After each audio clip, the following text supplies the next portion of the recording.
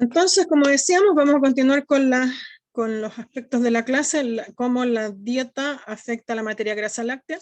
Creo que lo hemos comentado ya, lo hemos dicho cuando estábamos tratando de explicar qué es lo que pasaba con la proteína. Había una explicación dual. Y ahí está. Bueno, ya habíamos visto, y es algo interesante tener en cuenta, porque normalmente cuando hay una caída de materia grasa láctea, se debe a que falla la síntesis de novo en la glándula mamaria. Y veíamos que en general la grasa láctea tiene ácidos grasos de cadena corta, media y larga, y que justamente todos los ácidos grasos de 4 a 10 carbonos se sintetizan de nuevo en la glándula mamaria en un 100%, y el C12 o láurico, o el C14 o mirístico, o el C16 o palmítico van disminuyendo la proporción en la cual se sintetizan. Pero cuando hay entonces caída de síntesis, van a disminuir justamente esos que se sintetizan. Bueno, aquí eso se repite, no vale la pena de volver. Y en general, bueno, hay una diferencia entre razas, es sustancial, y para efectos prácticos lo más, ay, se me va la palabra, extremo, son las vacas de raza Holstein y las vacas de raza Jersey, donde definitivamente la Holstein, como habíamos conversado, es la que tiene los menores tenores, 3,7 aproximadamente, 3,5, en fin, y la Jersey los mayores tenores de grasa. Es un tema genético, ¿ya? Pero sobre ese tema genético podemos tener cambios en contenido de grasa. En este caso, el trabajo que antes se los presentaba desde la vertiente de la proteína, donde sí hay diferencias estadísticamente significativas. En el caso de la materia grasa, no es tan evidente, pero cuando se aumenta el forraje, uno podría decir sí, efectivamente aumenta la materia grasa, aumenta levemente, pero se debe sustancialmente a que hay una caída en la producción de leche. Disminuye la cantidad de leche por lactancia cuando uno incrementa en tal medida el forraje, puesto que el forraje per se no es capaz de sostener mayor producción. Si bien es cierto, entrega un sustrato fermentesible donde se generan sustratos para poder hacer síntesis en la glándula mamaria, la cantidad de grasa en total se afecta, pero no así el porcentaje de materia grasa láctea, que incluso aquí se ve un poquitito aumentado, sin ser diferencias estadísticamente significativas, ¿ya? Pero básicamente se afecta el consumo de energía. Y es por eso que la proteína se reduce tanto. Y ya habíamos visto también este gráfico cuando estábamos analizando proteína, también hicimos la interpretación para grasa, y por lo tanto sabemos que en la medida que la energía se incrementa desde el punto de vista de lo que es el concentrado o de carbohidratos fácilmente fermentesibles, la grasa cae porcentualmente y también cae en producción. Faltan los sustratos para poder ser sintetizada. En este caso son los resultados del suministro de una dieta que, si bien entrega suficiente fibra, como fibra ácido detergente, pero va desde 17 a 25%, lo que significa un incremento de un 8% de fibra ácido detergente. Ese exceso, que es un poco lo que también podíamos ver en esa tabla anterior, ese exceso de fibra ácido detergente, que es más lentamente fermentesible, más lentamente degradable en el rumen, afecta el consumo de materia seca. Y desde ese punto de vista, por efectos de llenado, por limitación de consumo, se limita también la producción, ¿ya? Se limita la producción, se limita la cantidad de grasa producida, pero no así el porcentaje de grasa. El porcentaje de grasa se evidencia más alto, ¿ya?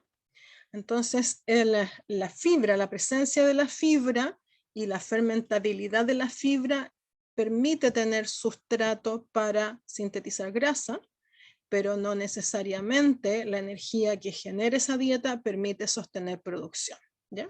Entonces aquí hay elementos que se encuentran y esos son cosas que también deben de saber interpretarse.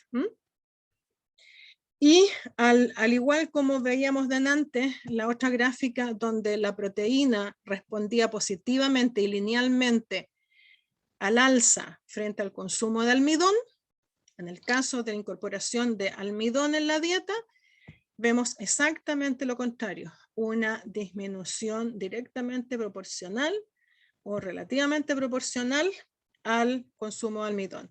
A mayor consumo de maíz, a mayor consumo de carbohidratos solubles, la cantidad de grasa producida, el porcentaje de grasa producido cae importantemente. Con un R cuadrado muy alto, no tan alto tal vez como el que se veía para proteína, que era de 0,96, sino de un 85%. Es decir, el incremento en el consumo de almidón fue capaz de explicar en un 85% la caída de del porcentaje de materia grasa láctea. Entonces tenemos claro que estos carbohidratos fácilmente fermentecibles afectan en particular el microambiente ruminal, afectan el pH del rumen, afectan por lo tanto las bacterias celulolíticas y se afecta la fermentabilidad. Hay una caída de la producción de ácido acético particularmente y un aumento de la producción de ácido propiónico. Eso por un lado entonces explica esto. Más adelante vamos a ver cómo algunas otras cosas que derivan de un ambiente ruminal relativamente ácido y que derivan de un exceso del consumo de concentrado o de carbohidratos solubles puede afectar la biohidrogenación ruminal de los ácidos grasos que están presentes en la dieta y generar isómeros o intermediarios de la biohidrogenación que tienen un efecto negativo sobre la síntesis de grasa láctea. Bueno, justamente es lo que viene aquí. Se ha visto que, como habíamos comentado, que altos niveles de concentrado, bajos niveles de fibra neutro detergente, forrajes muy picados, es decir, todo lo que significa bajas cantidades de fibra efectiva, ¿ya? Llevan a tener menores tenores de ácido acético y altos niveles de concentrado lo mismo, van a afectar la degradación de la fibra y por lo tanto, ahí está, el alto concentrado afecta la fermentación de la fibra, también disminuye acético y aumenta propiónico. Por lo tanto, en este caso, alto concentrado, bajos niveles de fibra neutrodetergente o forrajes muy picados, tenemos que hay una disminución de la materia grasa, pero derivada de una disminución de la producción de ácido acético en el rumen, que es el sustrato para síntesis de novo en la glándula mamaria. También se ha visto que aceites vegetales que son altamente poliinsaturados, es decir, son ácidos grasos poliinsaturados, de los más importantes, linoleico y linolénico, ellos, si están en un exceso grande, pueden afectar también a la flora celulolítica. Y si esto además se da en un contexto de un rumen relativamente acidótico, vamos a tener que las vías de biohidrogenación ruminal de los ácidos grasos en el rumen cambian, ¿ya? Entonces, esta lámina probablemente les resulte familiar o se acuerdan de lo que vimos en nutrición, ¿ya? Si el pH del rumen es neutro, los ácidos grasos poliinsaturados como el ácido linoleico siguen una vía que involucra una isomerización donde se genera el ácido linoleico conjugado, cis9 trans 11, y el que luego es hidrogenado para producir ácido vaccénico, y luego este es hidrogenado en un segundo paso para generar ácido esteárico. Pero eso ocurre cuando el pH ruminal es neutro y cuando la carga, además de ácidos grasos poliinsaturados, en su conjunto no supera el 3,5%. ¿Ya? Pero si el pH del rumen es menor a 6 o relativamente acidótico o hay una alta concentración de aceites vegetales, es decir, de ácidos grasos poliinsaturados, la vía de biohidrogenación se altera.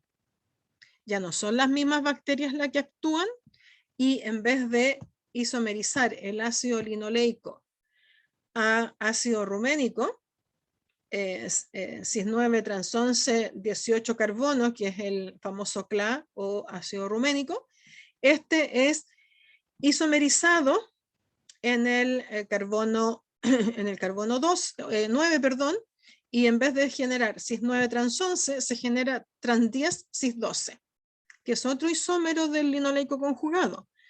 Pero por tener la isomería trans en un carbono distinto al del ácido ruménico, este ácido graso tiene o presenta un rol diferente del punto de vista biológico.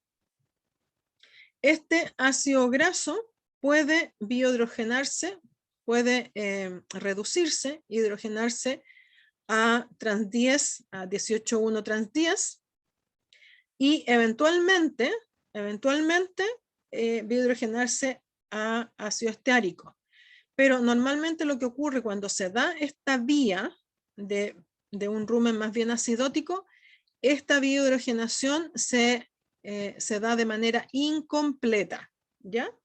Y la posibilidad de generar ácido esteárico se disminuye. Por lo tanto, aquí hay dos intermediarios, perdón, que van a estar en mayor abundancia. El trans 10 cis-12, 18 carbonos, 2 dobles enlaces, y también el trans 10 18,1. Estos son responsables de actuar sobre el tejido adiposo y de actuar en la glándula mamaria, inhibiendo la lipogénesis, inhibiendo la síntesis de novo. Por lo tanto, las formas en cómo disminuye la materia grasa láctea varían si se trata de un efecto derivado de baja cantidad de fibra o de forrajes extremadamente picados o de altos niveles de concentrado. El mecanismo por el cual actúan es un poco diferente a cuando se trata de un exceso de aceites vegetales, aun cuando una dieta con altos niveles de concentrado va a afectar también una vía de hidrogenación ruminal, aunque los niveles de ácidos grasos sean bajos, ¿ya? Y ellos en conjunto entonces van a determinar estos cuadros de depresión de materia grasa láctea. Aquí se puede ver más fácilmente, este es un ensayo que se hizo infundiendo isómeros puros en el abomazo de las vacas. En el periodo, a ver, vamos a ver si puedo mover esta cosita que no me deja. Bueno, aquí hay un segmento, hay una infusión, un periodo previo a la infusión, un periodo que está demarcado por esta flecha, por esta banda, que es un periodo de infusión en el abomazo, y luego sin infusión. Entonces tenemos tres tratamientos: el control, que no tiene infusión; el amarillo o crema, que tiene infusión de ácido ruménico, cis-9 trans 11 18,2, y también el que tiene la infusión en rojo de trans 10 cis-12 18,2, ¿ya? El otro isómero del linoleico conjugado. Y ustedes pueden apreciar que en la medida que se infunde este isómero trans 10 cis-12 18,2, la grasa láctea se va literalmente a pique, cae violentamente. En el momento en que se deja de infundir el isómero, la síntesis de grasa láctea se recupera hasta alcanzar niveles normales y equipararse con el resto de los tratamientos. Y con este ensayo además, bueno, la dieta control sin infusión y la dieta con la infusión de ácido ruménico, se observa claramente que el ácido ruménico no tiene un efecto negativo sobre la síntesis de grasa láctea, pero sí lo tiene este otro isómero, ¿ya? Entonces, en la génesis de una caída de materia grasa láctea, vamos a tener dos componentes, por así decirlo. Sí, se quedó pegado. Vamos a tener dos componentes. Este isómero, que tiene un efecto negativo, pero también la falta de ácido acético, ¿ya? La disminución de ácido acético, que es lo que veíamos. Uy, ¿dónde estaba? No, creo que me pasé. No, es que no la tengo aquí. Pero bueno, si ustedes revisan, yo les voy a subir la presentación, se me olvidó subirla a propósito. Se las voy a subir, lo pueden revisar, ¿ya? Entonces, la génesis del síndrome de baja materia grasa láctea, hay dos elementos que están participando. Y a modo de recorderi, les puse aquí lo de los famosos RUFAL, el Rumen Unsaturated Fatty Acid Load, es decir, la carga de ácidos grasos poliinsaturados que son consumidos por las vacas. Para eso uno necesita tener el antecedente de composición de la dieta y debe uno de sumar el ácido oleico, el linoleico y el linolénico. Y si la suma de esos ácidos grasos es superior a 3,5% de la dieta, ojo, hay que tener mucho cuidado, revisar el pH del rumen, revisar las cantidades y los tipos de grano, las características del forraje, el tamaño de picado, la utilización de buffer, para que el pH del rumen ojalá no baje mucho, para que ojalá no se tengan estas alteraciones de las vías de biohidrogenación ruminal. Entonces, hoy día, en función de que se conoce todo esto, ¿ya? De que un exceso de ácidos grasos poliinsaturados pueden derivar en esta vía, y más aún cuando el pH ruminal es bajo, y porque sabemos que los ácidos grasos poliinsaturados son tóxicos para las bacterias celulolíticas, es que tenemos que tener cuidado cuando entregamos ese tipo de sustratos, cuando suplementamos, por ejemplo, con fuentes ricas en ácidos grasos poliinsaturados, o cuando estoy sospechando porque estoy usando, por ejemplo, pradera fresca, que contiene tenores de ácidos grasos poliinsaturados más importantes que los forrajes conservados, por ejemplo, tengo que estar, como se dice en el campo, a la guaite de lo que pasa con las vacas, ¿ya? Y si no, lo otro es prevenir. Tratar de no sobrepasar esos límites, así como tenemos límites en términos de qué es lo que debe ser fibra neutro detergente o ácido detergente, o en niveles de concentrado o de carbohidratos altamente solubles. Bueno, también tenemos que tener cuidado con estos ácidos grasos poliinsaturados, ¿ya?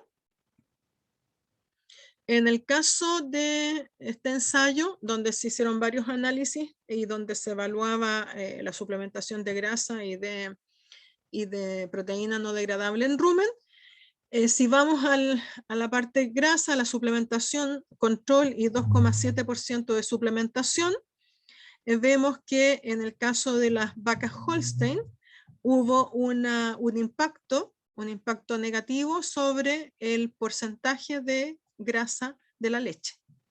De 3,8 bajó a 3,58. Sin embargo, en la Jersey ese impacto no se observó, ¿ya?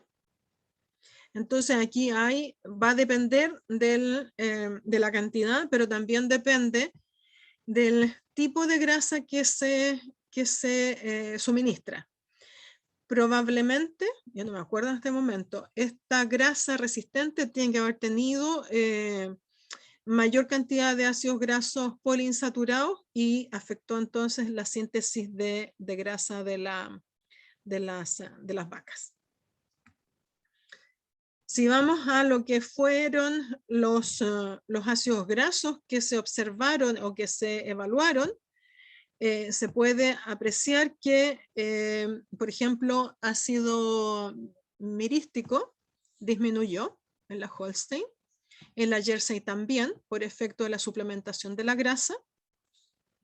Lo que podría hacer pensar que efectivamente puede haber existido a lo mejor una cantidad de ácidos grasos poliinsaturados un poco más alto, porque vemos una reducción en un ácido graso que tiene en parte síntesis en la glándula mamaria. Y eso se observa no solamente en la Holstein, sino que también en la Jersey.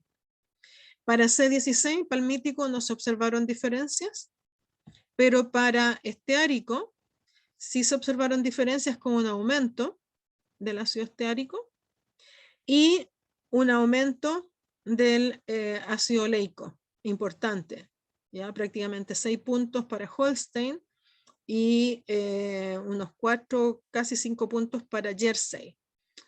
Esto refrenda un poco lo que conversábamos, un poco más bajo el C14 y el C14, perdón, y es por eso probablemente que aquí hay una baja de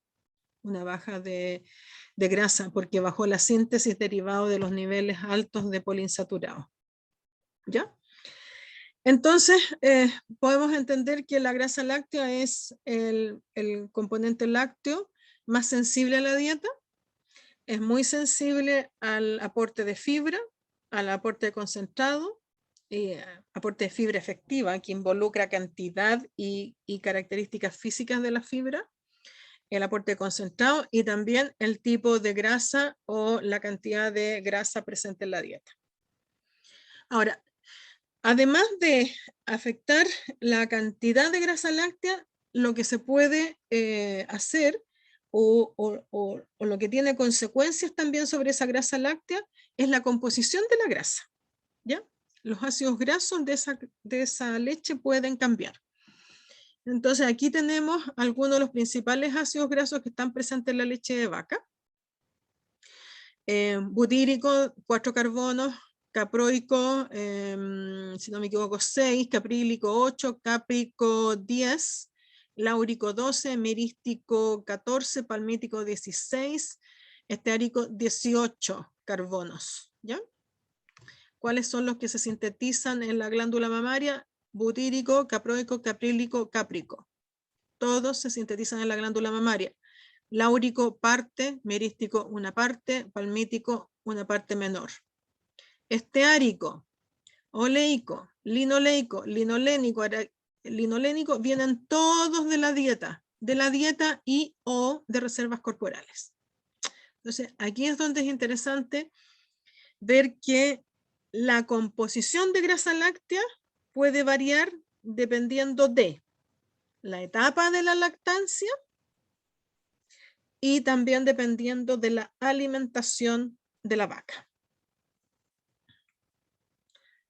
Bueno, en general, esto es las cantidades, las grasas sobre 16 carbonos, 18 esteárico, vaxénico, oleico, linoleico, linolénico, ruménico, son ácidos grasos que no son positivos para la salud humana, de acuerdo a los antecedentes que hoy día se tiene desde análisis objetivo, científico, y los que tienen algún efecto sobre salud cardiovascular en particular sería palmítico y mirístico, y en parte algo se dice del láurico, ¿ya?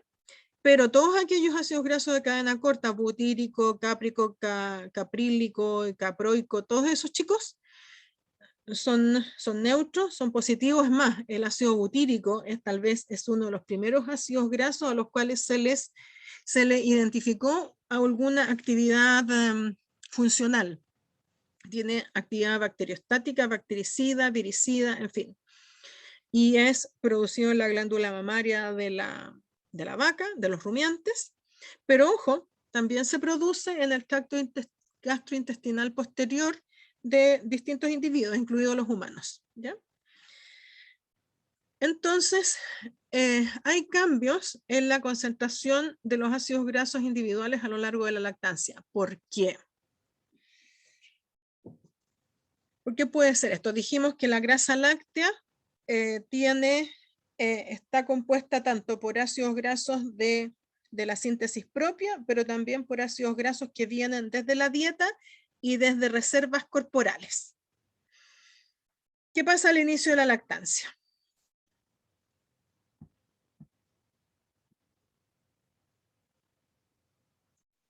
Las vacas pierden peso, ganan peso, no cambian el peso. Ninguna de las anteriores, todas las anteriores.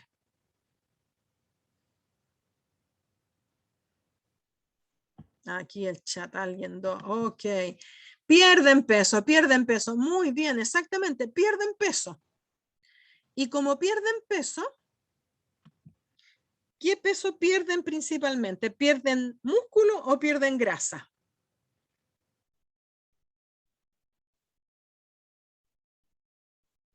¿Qué pierden? ¿Mm? Grasa. Sí, muy bien. Javiera, no lo ponga en signo de interrogación. Grasa, afírmelo. Muy bien, como hace Catalina, pierden grasa, exactamente.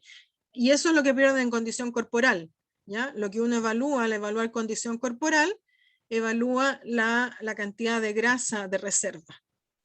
Y eso se da en toda hembra mamífera, ¿ya? Ese balance energético negativo al inicio de la lactancia que lleva entonces a perder peso, que básicamente se debe a grasa. Entonces, ustedes pueden ver que aquí en la primera semana de lactancia, esta se trata de vacas, ¿ya?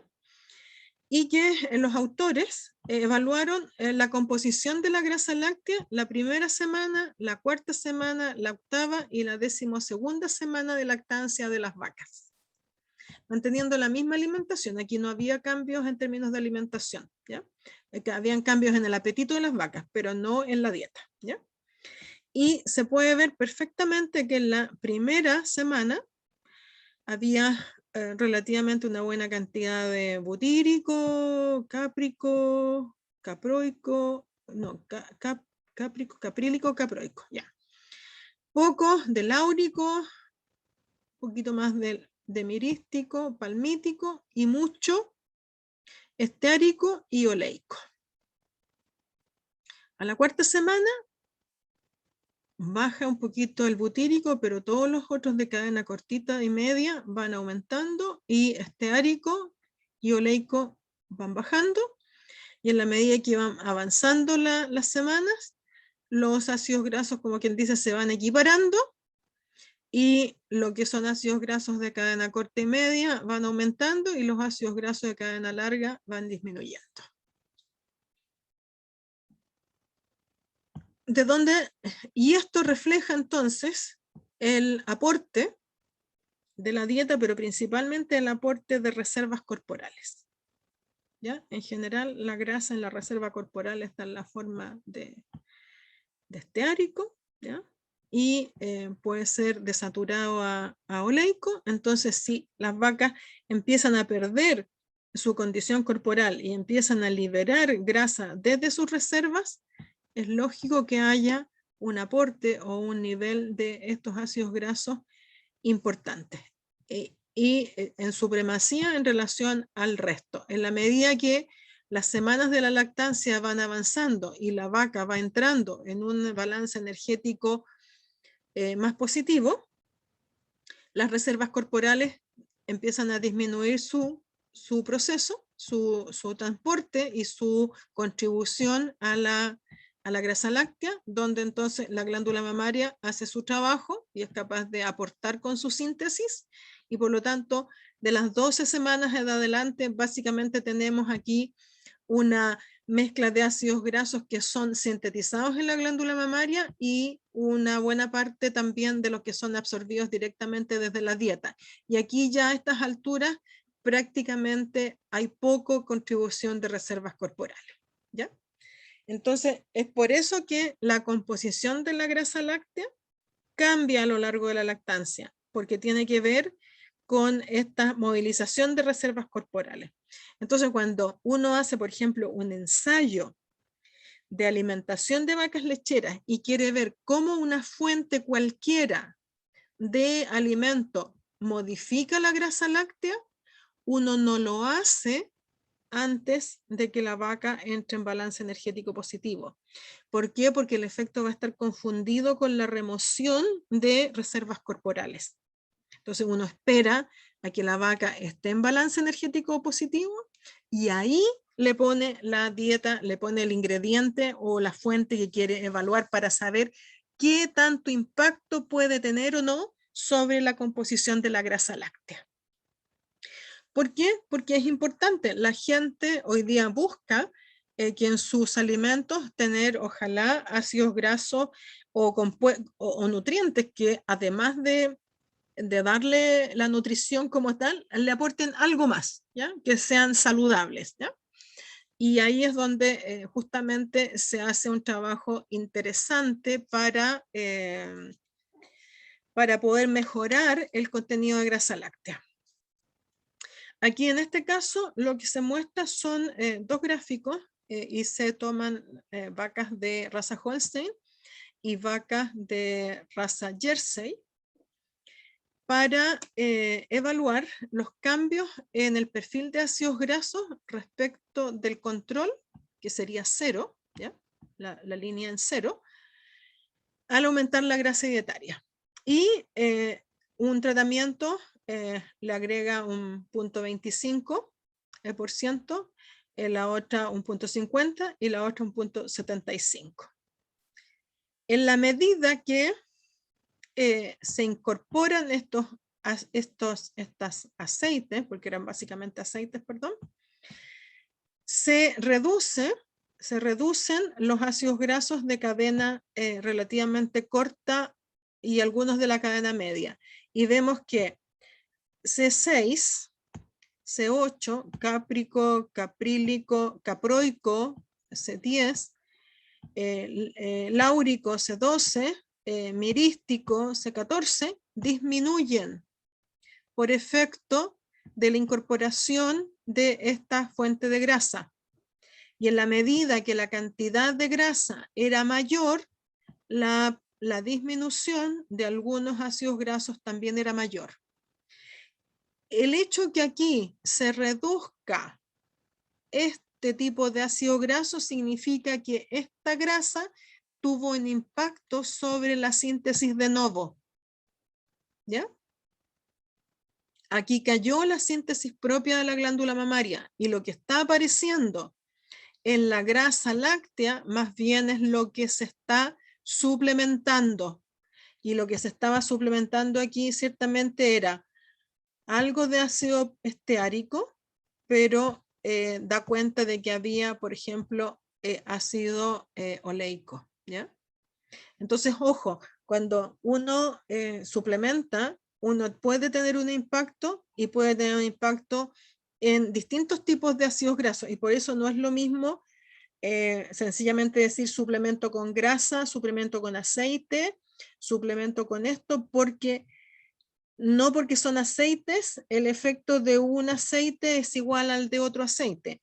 No da lo mismo usar, por ejemplo, aceite de maíz que de soya o de lino o aceite de coco o aceite de alguna otra fuente. ¿Por qué? Porque las características de esos aceites son diferentes.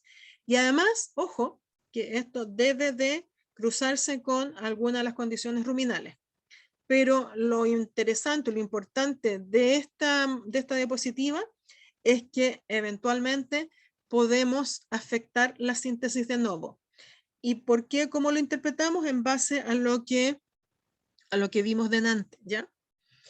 Este trabajo que se presenta aquí es muy anterior, esto es un trabajo de los años 90, es muy anterior al trabajo que se presenta donde están las vías metabólicas relacionadas con la biohidrogenación ruminal y la operación de esos isómeros ruminales, isómeros de ácido linoleico conjugado que son negativos para la síntesis de grasa endógena, de la síntesis de novo en la glándula mamaria. Bueno, aquí lo ven.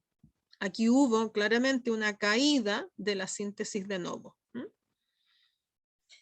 En este caso, este es un trabajo que hicimos nosotros, me tocó participar, aquí fue cuando vine a Estados Unidos a hacer una pasantía de investigación, estuve un año trabajando acá, y podemos ver que usando vacas Jersey y vacas Holstein, y dos tipos de grasa, sebo, que es una grasa saturada, y poroto de soya, que contiene cantidades importantes de ácido linoleico, y a su vez con una dieta control o baja en cobre, control, una dieta normal en cobre y una dieta baja en cobre, se evaluaron los efectos de la alimentación sobre el perfil de ácidos grasos de la grasa láctea, encontrándose que hay un efecto, acá si vamos al extremo derecho de la tabla, vemos el efecto y aparece una serie de letritas.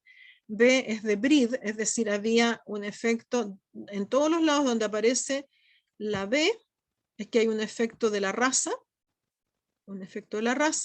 en todas aquellas donde aparece la F, es porque hay un efecto de la fuente de grasa, y también puede darse una interacción entre la fuente de grasa y la raza, o donde aparece la C es porque había un efecto del cobre, y puede haber una interacción, por ejemplo, de raza con el cobre y con la grasa. El hecho es que hay que tener cuidado, o uno debe tener en consideración varios aspectos cuando uno quiere hacer una modificación del perfil de ácidos grasos, ¿ya? Y tiene que considerar todos los elementos que hemos conversado anteriormente. Entonces, la respuesta productiva o la respuesta biológica no va a ser lo mismo si se trata de una raza u otra, y no va a ser lo mismo si se trata de una fuente de grasa u otra, o una fuente de aceite distinta a otro aceite. Aquí ustedes pueden ver en un gráfico un poco más claro de cómo, por ejemplo, la suplementación con sebo permitía concentraciones mayores de ácido palmítico, pero a su vez también concentraciones algo superiores de ácido oleico, pero cuando se usaba soya, el ácido graso más predominante era, por ejemplo, esteárico era mucho más alto en soya que en sebo. Al usar soya había también un aumento de linoleico, había un aumento de linolénico y también un aumento de ruménico, del linoleico conjugado. Y también si uno veía los ácidos grasos más cortitos, un aumento en butírico, en cáprico, caprílico, en caproico, en láurico y también en mirístico, ¿ya? Entonces, hay que tener en cuenta y hay que saber interpretar bien qué resultados pueden darse en términos de usar una u otra fuente de grasa. Algo que sí es un poco más fácil de interpretar y que es consistente en la información que tiene la literatura, es que animales en pastoreo, en general, tienden a presentar menor porcentaje de grasa láctea, pueden afectarse, pueden tener menores porcentajes, pero ojo, esa grasa láctea va a tener mayor cantidad de oleico,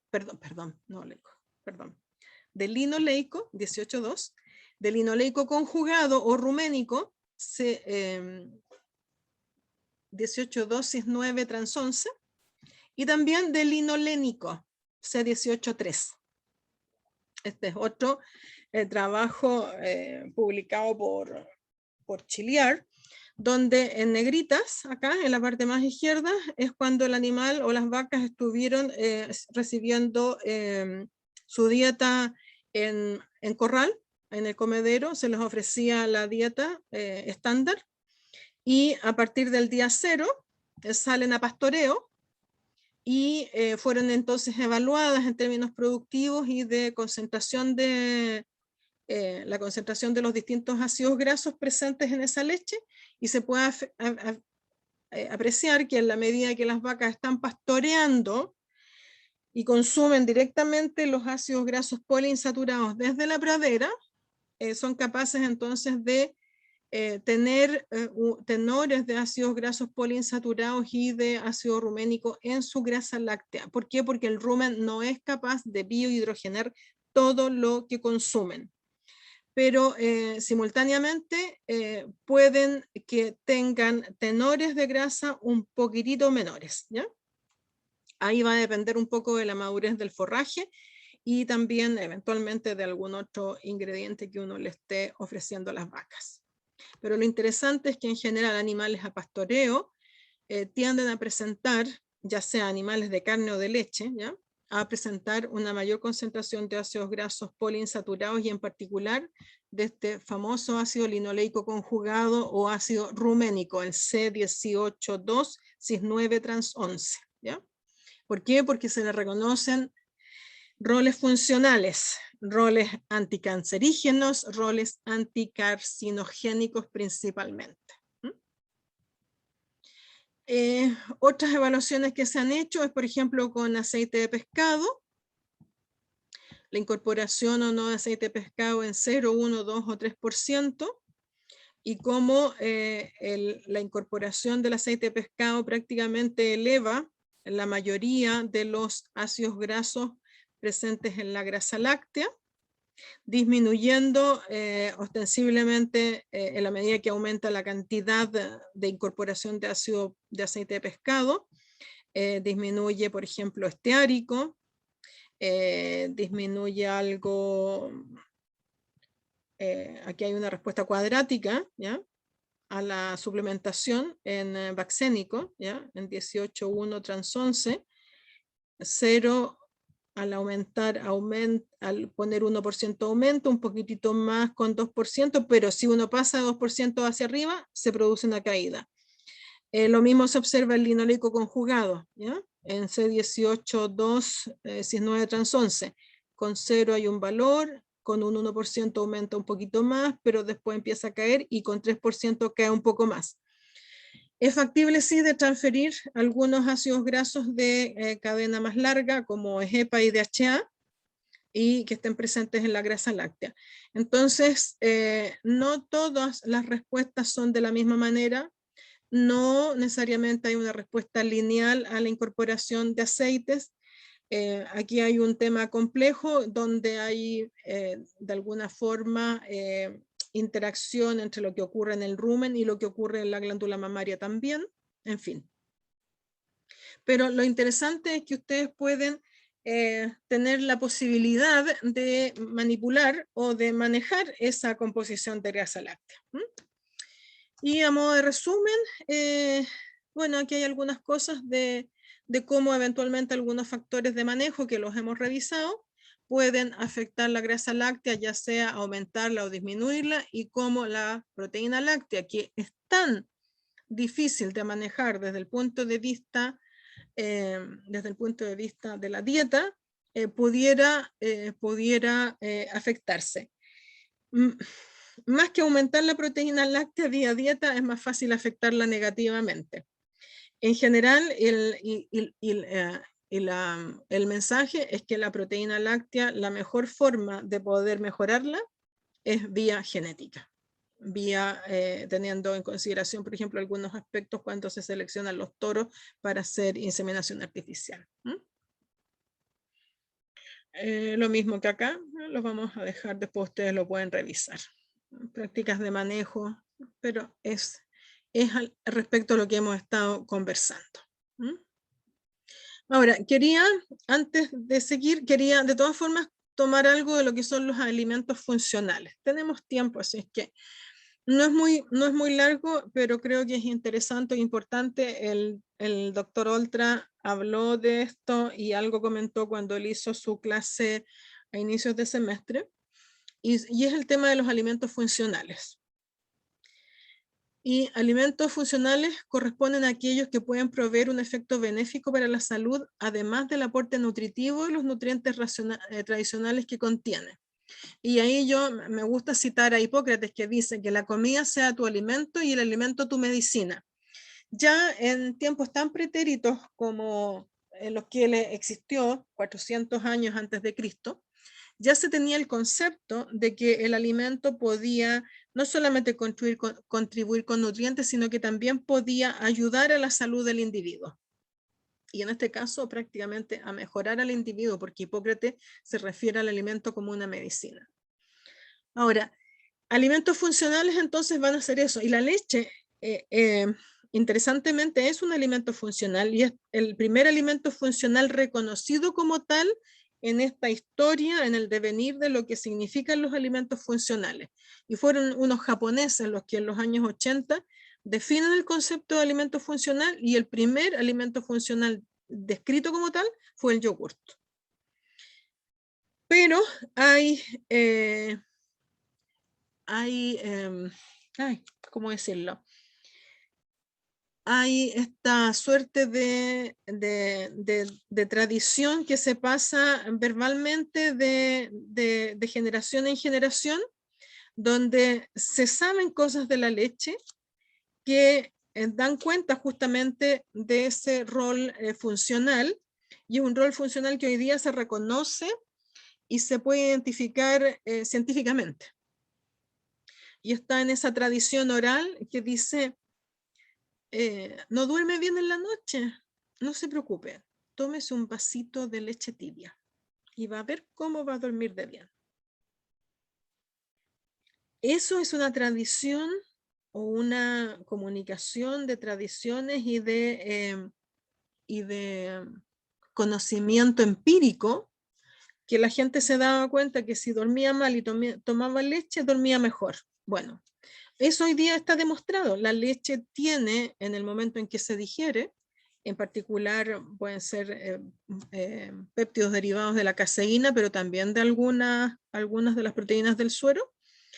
Hay péptidos que al digerirse la proteína de la leche en el intestino, se absorben péptidos que van al torrente sanguíneo y que van a actuar sobre receptores opioides, induciendo relajación. Y al inducir relajación, inducen sueño. Y ese es uno de los compuestos funcionales de la leche, los péptidos opioides, ¿ya? Que se derivan de la caseína y también de algunas de las proteínas del suero. Entonces, es interesante que ustedes conozcan, aunque sea un brochazo, de lo que son algunas de las características funcionales de la leche. Ahora, antes de seguir a eso, vale la pena también retomar este elemento que está puesto aquí en la diapositiva, y que dice, también se considera como tales a aquellos que eliminan, añaden o incrementan un componente, a aquellos que sustituyen un componente por otro, o aquellos que modifican la disponibilidad metabólica. Si yo les pregunto, en base a su conocimiento y en relación a la leche, ¿qué me pueden decir respecto de estas modificaciones? ¿Saben de algo? Por ejemplo, en relación a la leche, algo que se le elimine y se le añada o se le incremente un componente.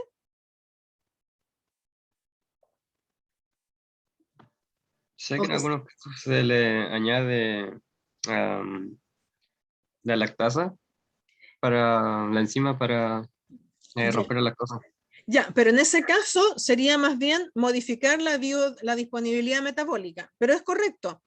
El agregar lactasa a la leche y hoy día ir al supermercado y en las góndolas encontrar leche deslactosada es porque le agregaron lactasa, y la molécula que era de la lactosa, que estaba formada por una unidad de glucosa y otra de galactosa, se rompe y ahí está deslactosada. El individuo que la consuma no va a tener problema digestivo, que significa la intolerancia a la lactosa. Muy bien, ese es un ejemplo. ¿Algún otro ejemplo de lo que se elimine, añade o incremente?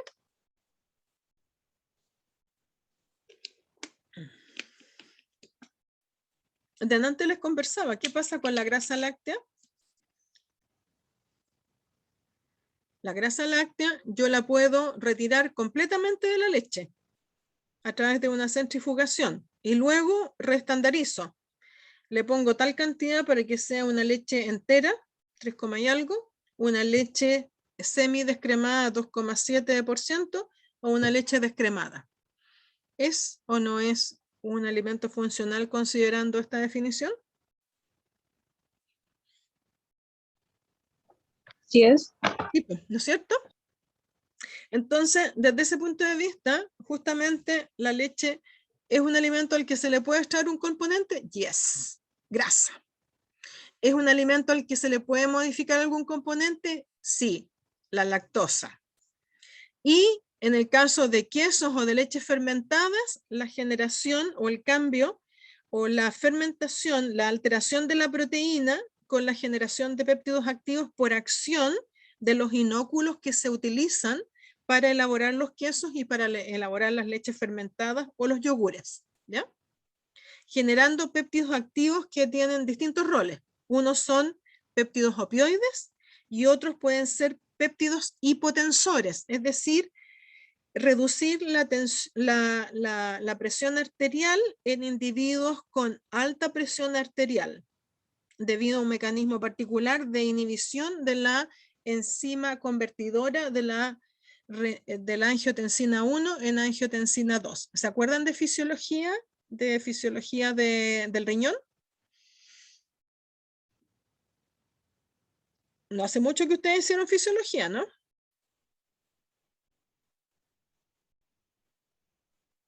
Bueno, aquí hay un mensaje.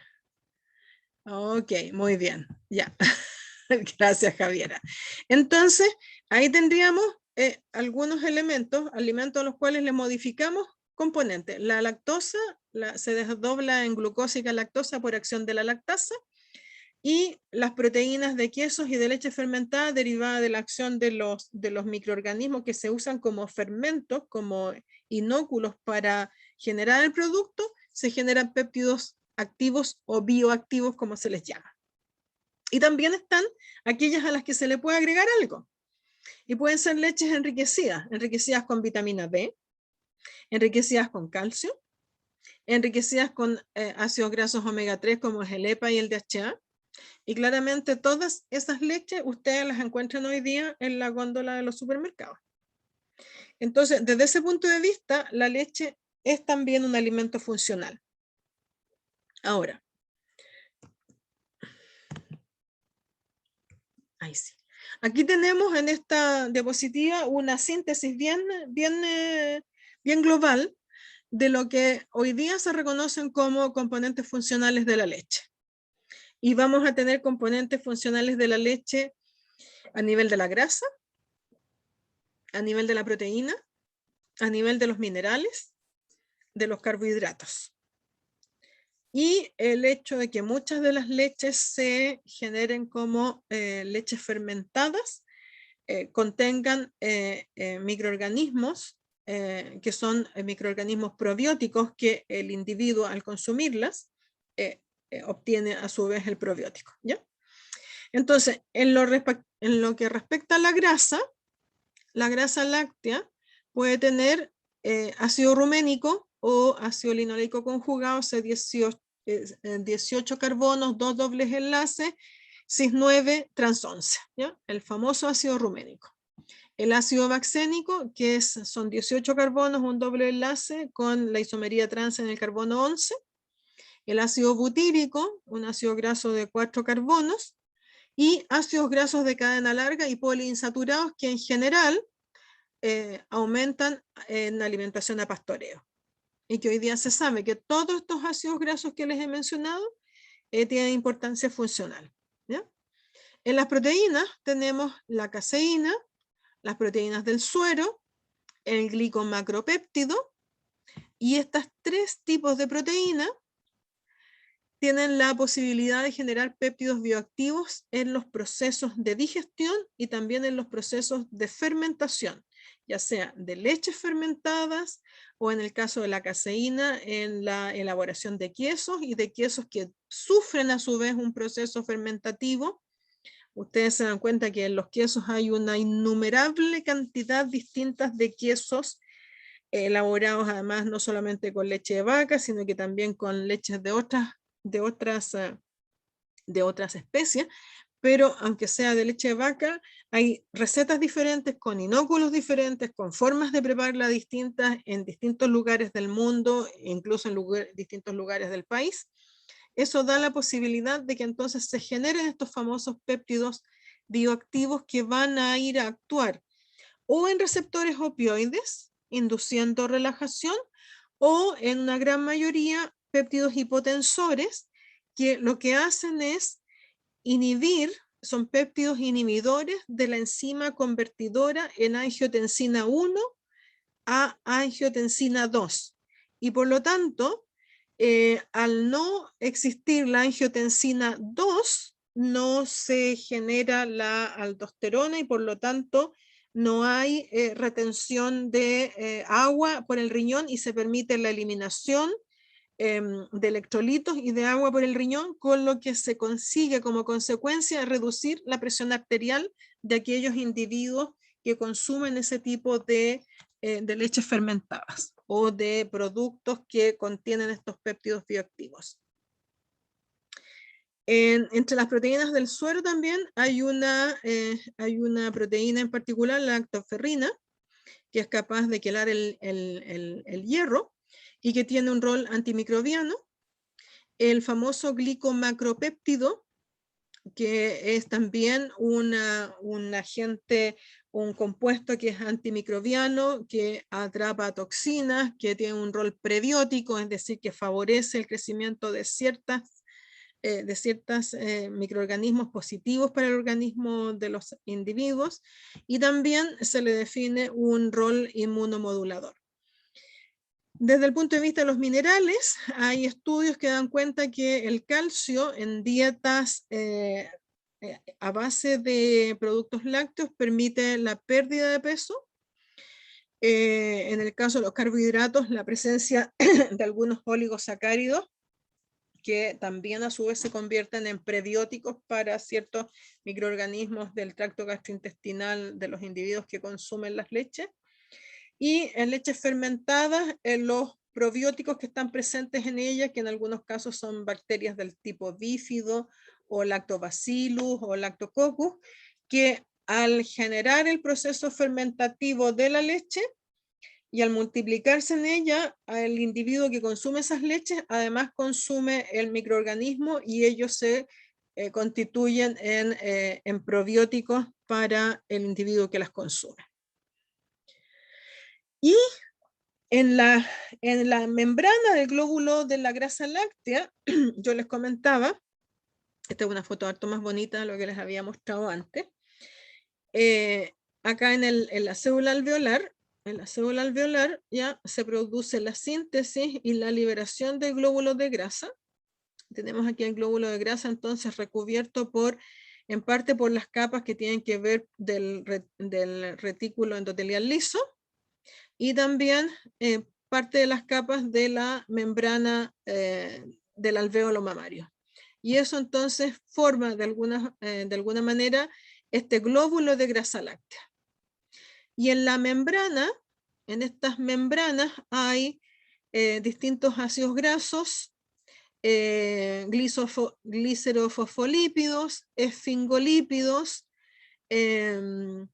proteínas glicosiladas, en fin, una serie de componentes a los cuales hoy día se le reconoce también algunos roles funcionales. Contienen proteínas que son bioactivas y además algunos ácidos grasos que también son de alguna manera ácidos grasos esenciales. Aquí hay una suerte de caracterización de los principales componentes de la membrana del glóbulo de graso de la leche.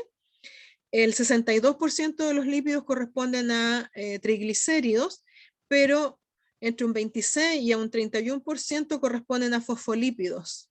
Y esto es importante, los fosfolípidos contienen ácidos grasos poliinsaturados y son importantes para el desarrollo de todo lo que tiene que ver, por ejemplo, con tejido nervioso. Contienen lípidos polares como la esfingomielina, fosfatidilcolina, bueno, algo más de fosfolípidos, y contiene proteínas de membrana: mucina, santina, óxido reductasa, butirofilina, adipofilina, proteínas ligadoras de ácidos grasos, en fin. Se ha descubierto o se sabe en función de la investigación que se ha realizado con estos componentes de la membrana del glóbulo de grasa lácteo, es que la composición de los fosfolípidos de esta membrana de la leche de vaca es muy similar a la de la leche materna humana. Y es por ello que estos componentes se utilizan para mejorar fórmulas de alimentos para lactantes, mejorando entonces el aporte de fosfolípidos, de esfingolípidos, de glicolípidos y de glicoproteínas, que tienen distintos efectos beneficiosos para el recién nacido o el lactante, el menor que está en pleno desarrollo desde el punto de vista de aspectos inmunitarios, cognitivos, trofismos intestinales y algunos otros potenciales efectos que todavía están bajo estudio. ¿Cómo es que el glóbulo, la membrana del glóbulo de grasa de la leche tiene todos estos compuestos y puede ejercer una serie de roles sobre este individuo lactante? Bueno, si bien se sabe algo, hay una serie de otras cosas que están todavía por estudiarse. Pero vale la pena que ustedes, como estudiantes de veterinaria, y ya que tienen la oportunidad de trabajar en el ámbito o de estudiar algo en el ámbito de la producción de leche, no solamente conozcan algo de la síntesis y de los componentes tradicionales de la leche, sino que también estén al día en algo que hoy día tiene importancia, que son todo lo que son de los alimentos funcionales, que ya lo hemos descrito, y donde este compuesto, que es la membrana del glóbulo de grasa láctea, está hoy día en boga, y hay grandes grupos que están trabajando justamente en este aspecto. Entonces, básicamente eso es lo que yo tenía preparado para hoy día.